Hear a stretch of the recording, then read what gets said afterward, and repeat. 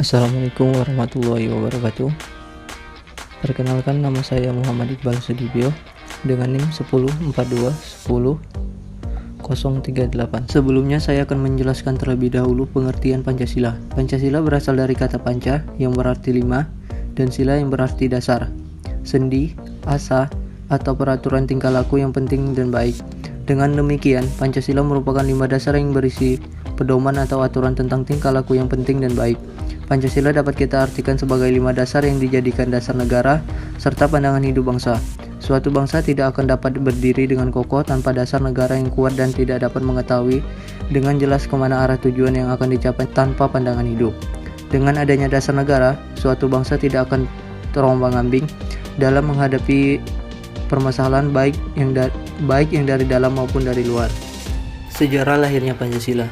Sejarah awal lahirnya Pancasila yaitu dimulai saat pembentukan BPUPKI atau Badan Penyelidik Usaha Persiapan Kemerdekaan Indonesia. Badan ini dibentuk pada tanggal 1 Maret 1945. Saat itu, Perdana Menteri Kiyoso menyajikan bahwa Indonesia akan diberi kemerdekaan di hari yang akan datang. Maka, untuk mewujudkan janji tersebut, dibentuklah BPUPKI yang mempunyai tugas untuk menyelidiki agenda penting selama pembentukan negara Indonesia. Selain itu, BPUPKI memiliki nama lain. Dokuritsu Junbuko Sakai ini juga mempunyai tugas lain, yaitu berdiskusi mengenai dasar negara Indonesia dan membentuk panitia kecil untuk mewadahi saran dasar negara. Kemudian, pada tanggal 17 Agustus 1945, Indonesia memproklamirkan kemerdekaannya. Keesokan harinya, pada tanggal 18 Agustus, disahkan Undang-Undang Dasar 1945 termasuk pembukaan UUD 1945. Di mana di dalamnya termuat isi rumusan 5 prinsip sebagai satu dasar negara yang diberi nama Pancasila. Sejak saat itu, perkataan Pancasila menjadi bahasa Indonesia dan merupakan istilah umum. Walaupun dalam alinea keempat, pembukaan UUD 1945 dimaksudkan dasar negara Republik Indonesia disebut dengan istilah Pancasila. Hal ini didasarkan atas interpretasi historis dalam rangka pembentukan calon rumusan dasar negara. Secara spontan diterima oleh peserta sidang secara bulat. Sidang BPUPKI dan usulan-usulan rumusan Pancasila. Pada tanggal 29 Mei 1945, mulai sidang perumusan dasar-dasar negara Indonesia Merdeka. Mereka mengemukakan berbagai usulan mengenai dasar negara Indonesia. Pidato-pidato yang diucapkan para anggota BPUPKI dalam sidang itu selengkapnya tidak diketahui. Yang tampak hanya 3 teks pidato yang dikemukakan oleh Muhammad Yamin, Supomo, dan Soekarno. Setelah tampilnya Muhammad Yamin, Supomo, dan Soekarno, barulah Ketua BPUPKI menghentikan sidang tersebut.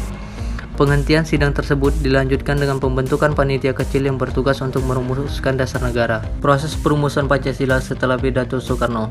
Setelah Soekarno berpidato mengajukan usul tentang dasar negara pada tanggal 1 Juni 1945, sidang BPUPKI pertama berakhir.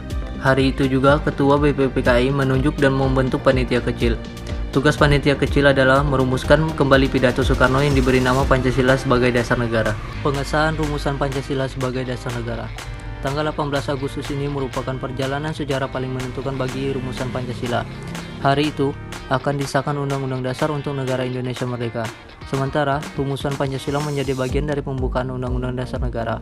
Namun, demikian sehari sebelum tanggal ini ada peristiwa penting. Sore hari setelah kemerdekaan negara Indonesia diproklamirkan, Muhammad Hatta menerima pesan dari Nishijima, yaitu pembantu Laksana Maeda atau Angkatan Laut Jepang, yang memberitahukan bahwa ada pesan berkaitan dengan Indonesia Merdeka. Pesan tersebut kaitannya berasal dari wakil-wakil Indonesia bagian timur di bawah penguasaan Angkatan Laut Jepang. Isi pesannya menyatakan bahwa wakil-wakil Protestan dan Katolik dari daerah-daerah yang dikuasai Angkatan Laut Jepang keberatan dengan rumusan sila pertama atau Piagam Jakarta yang isinya ketuhanan dan kewajiban menjalankan syariat Islam bagi pemeluk-pemeluknya. Keesokan harinya, sebelum sidang BPUPKI dimulai, Bung Hatta mengajak Ki Bagus Hadikusumo, Wahid Hasyim, Kasman Singodimedjo, dan Teguh Hasan untuk rapat pendahuluan. Mereka membicarakan isi pesan penting tersebut, keberatan terhadap rumusan Pancasila atau Piagam Jakarta. Hasilnya mereka sepakat agar Indonesia tidak pecah. Maka sila pertama dalam rumusan Piagam Jakarta diubah menjadi ketuhanan yang Maha Esa. Sekian presentasi dari saya. Terima kasih atas perhatiannya. Saya ucapkan wassalamualaikum warahmatullahi wabarakatuh.